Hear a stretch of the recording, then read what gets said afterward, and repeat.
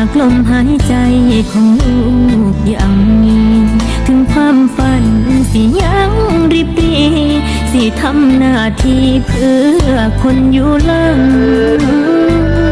ถ้าลูกแน่เด้อพ่อกับแม่ให้คอยความหวังลูกสิสู้สิบุกสิยังเพื่อคนข้างหลังสิได้ภูมิใจพ่อยังบ่ได้หากลมหายใจของลูกยังมีถึงความฝันสิยังริบรีสิทำหน้าที่เพื่อคนอยู่หลัง